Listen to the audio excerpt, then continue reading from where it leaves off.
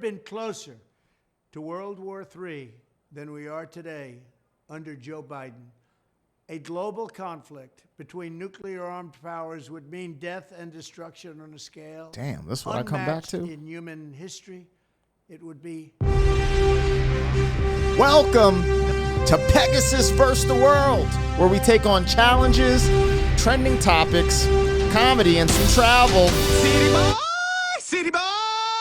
Just like that, I'm back, you guys. I'm back in the driver's seat. Yeah, back from Thailand. Hope you guys enjoyed the vlogs that were on this channel. Today, the comeback, I just want to talk about the trip, talk about Donald Trump, because he's been elected since, he got elected 2 days before we left. And I'm just like, yo, I've tried not to watch the news, but it's the last week of the trip, you start seeing what's going on in America. It's like getting kind of crazy. Jake Paul, Mike Tyson. I mean, a bunch of stuff has happened since I've been gone, but I'm back now. So is Dawn. And we had the full Thailand experience. We even got food poisoned. That was our fault, though, I would say, because we ate at these resort buffets, and that's what did us in. But anyways, you guys, thank you for supporting the channel while we're gone. I release 2 to 3 videos a day, every day, while being gone. So you guys know my work ethic is not like the rest. And that was on both of my channels. My reaction channel at Black Pegasus Raps, if you want to check that out, my music reaction channel, and here. So now that we're back, we're going to start getting the 40-year-old FUQ Boys channel, more content on there. So I'll link that in the description if you guys want to go head over there. And let's just get into this, man. They talking World War III. Okay, first and foremost, I'm back from Thailand. Amazing trip. I'll probably do a vlog piece on things you shouldn't do in Thailand, blah, blah, blah, things we saw. The vlogs captured a lot of that. So if you're really interested, check out the vlogs. They are on this channel. I have one more vlog I'm editing. That'll be the final vlog, going to the pharmacy, leaving, a bunch of different stuff like that. Super cool. Culture shock, right? Way more international people there than I anticipated, right? I thought there'd be a gang of Americans, people from the UK, and that would be the majority. Nah, there are mad people from China, from Japan, from India, from Arab nations, from the Middle East. I mean, Europe in general. I can't tell you how many different languages we heard at the resorts we were staying on, from French to Polish people to Greek to Italian to Spanish to frickin', everything was there. So it was definitely interesting, and it was really cool to see. Very beautiful place, very beautiful culture, felt safe. When you look it up, tourists are safe in Thailand. You don't have, in Mexico, you're safe, but there's always that fine line where you're like, damn, I'm kind of living on the edge because of these cartels. In Jamaica, you're safe on the resort, but there's crazy, people get abducted. People get abducted in Jamaica and Colombia, in Mexico. It has happened. It probably will happen again, whatever, right? But in Thailand, that's not happening, right? And so you're getting these tropical experiences that you get in all those other places I mentioned without the third world violence, right? You're not seeing just people getting their head. Anyways, you guys get what I'm saying. It's very beautiful, very dope, culture shock. You guys let me know what you know about Thailand in the comments. And then we got to get back to this, man. So the Biden admin basically did something where they allowed the Ukraine to launch off more powerful missiles to Russia, right? When you think about the implications of a war with Russia and other places, this is where I feel like Donald Trump definitely gets it right. I don't care, man. I'm sorry. I know Ukraine and people they deserve to have freedom and all this other but at whose expense, right? The world's expense, nuclear war. No, that's just ignorant to me. It's just there's collateral damage in everything. I'd rather Ukraine be the collateral damage than frickin' the whole world from some type of nuclear war or whatever could potentially rise from this. And when I say that, I think they can strike up a deal and make shit work. On paper, it doesn't look like Ukraine was going to win anyway. The media, just like they lied about, it's going to be a close race with Kamala. They lied. Pandora's box had been opened about a lot of things are getting exposed, especially in American culture. And you want to believe all these things. Like, I literally was like, yo, all the optics, all the energy is showing that Trump is going to win, and probably by a large margin. I've said that on the channel before he won. But I was like, all the pollsters and all the media saying it's a close race. It wasn't close. They lied. And they lied about a lot of things in 2020 that I can't even talk about on YouTube. So just seeing this stuff, I'm like, the whole Ukraine debacle, of course, I'm one of these simpletons. I don't know the full history of Ukraine and Russia. I'm just looking at it like, look, bro, my tax dollars are funding this shit, right? And now that I'm paying taxes and in higher tax brackets and shit, I'm concerned about where my tax dollars go. So I have the right. I'm an American citizen, so I'm going to talk about this shit, right? And maybe I'm not as well informed as you. Inform me. Put some in the comments. I'll read them. But I'll tell you this. I rather my tax dollars going into Americans and going into revitalizing this amazing country that we live in, this melting pot that is so unique, and making this a better place than doing all this other nonsense. Now, with our allies, like if they're an ally bringing all these amazing resources to us, etc., it's a little more understood, but it seems like this whole conflict has done more damage than it has, anything else. So I don't know. We'll see how it goes down the pipelines. I just don't want to see no world wars, man. I want safety on the planet. That's the other thing. Everyone's so environmental friendly. Yo, net zero, carbon, environment. Talking about a freaking nuclear war possible. Launching off missiles. Like, there's no way missiles blowing up shit in other places could be good for the environment. I don't even know what missiles are made out of, but I'm sure it ain't something environment and friendly. Like, yeah, we take all the plastic from the ocean and we make these missiles and we just drop them. So it's like we're dropping little utopian bombs on Russia. So it's all a fallacy. It's all hypocrisy. That's what it is. They're talking out their ass. One day they want to be environmentalists. The next day they want to bomb a country and start World War III. Okay. What does that do for our environment? What does that do for our species?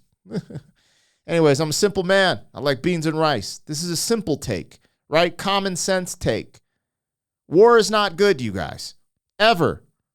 And we've had so many wars and the human conflict in general. We've had enough to know that war isn't good. Let me see what Trump's saying a little bit here, but I don't even think I need to. I want to get into Jake Paul and Mike Tyson after this. Nothing is more important to fire the deep staters and put America first. We have to put America first. Finally, we have to finish the process we began under my administration of fundamentally reevaluating NATO's purpose and NATO's mission. Our foreign policy establishment keeps trying to pull the world into conflict with a nuclear-armed Russia based on the lie that Russia represents our greatest threat. But the greatest threat to Western civilization today is not Russia. It's probably, more than anything else, ourselves and some of the horrible USA-hating people that... All right. I mean, I kind of get what he's getting at. I think fundamentally I agree with it. He's just... Donald Trump's interesting, right? Like, he says he's going to drain the swamp, but then I think they're putting Mark Rubio. Isn't Mark Rubio part of the swamp? One of the swamp creatures. So there's just weird things that happen, and I'll just call it out when I see it. But then he had some picks where I'm like, ooh, we need disruptors. America needs to disrupt shit, or we're just going to go into this globalism phase, and it's just going to be blah, blah. So I like that he's a disruptor. I like that he's causing disruptions, and I like that he makes people melt and makes them sad. It's actually joyous. I actually get happy when I see the comments, and people are like, they melt over Trump. Trump's good for the news cycle too, man. He's good for business because everything's up. My crypto, I'm actually about to pull some earnings from my Bitcoin. It's just like he wins and Bitcoin's almost at 100K. It's crazy. That's cool with me. Anyways, yeah, we'll see. Again, I'm not going to go over here and, I see some of the right-wing pundits just, I'm one of the people. Let's see how this plays out. You know what I'm saying? See if he was the better candidate, which I still believe he is and will be compared to Kamala. So we'll see how this all goes. But anyways, wars are not good. All this nonsense is not good. So, anyways, Jake Paul and Mike Tyson. I don't think it was rigged, but it kind of was rigged. Let's just get into that. Mike Tyson and Jake Paul. I don't think it was rigged, but I kind of think it was rigged. Let me tell you why. Let me see if there's something I could pull up. Jake Paul versus Mike Tyson. Let's see what comes up. I'm definitely not playing a fight because we know how these websites can be. Anyways, we got a cool picture up. We know what we're talking about. We all saw it. It was not worth rewatching. There's no highlights to watch, right? You watched a 60-year-old injured man go into the ring with a 20-year-old who is at the peak of his physicality. That's what we saw. The cool thing is there's this video on YouTube. Go back 4 years ago and watch Mike Tyson fight Roy Jones Jr. He was moving actually way nicer than I even anticipated. When I saw that fight originally, I was like, two, older athletes slugging it out. It just was what it was. Not super exciting, but it wasn't. When you go back and watch Jake Paul versus Mike Tyson and watch Mike Tyson versus Roy Jones Jr., you could appreciate Mike Tyson versus Roy Jones Jr. a lot more. Tyson was moving so well against Roy Jones Jr. That was only 4 years ago. You see him, it seemed like he could barely walk. Now, they say he had some type of spinal injury, leg injury, and was sick, but because of the timeline, he kind of had to fight, and I think he just pulled it out. He was like, I'm just going to go in and do this. I can do this. I've been doing this forever. And he just went in, and I think we could have saw a better version of Mike Tyson, but he's 60. What more do you want from this man? When you hit 40, your body starts to change so much, everything starts to change. It's actually insane. So shout out to Mike Tyson for getting in the ring. Shout out for Jake Paul putting on the event, making money. But this is a circus show.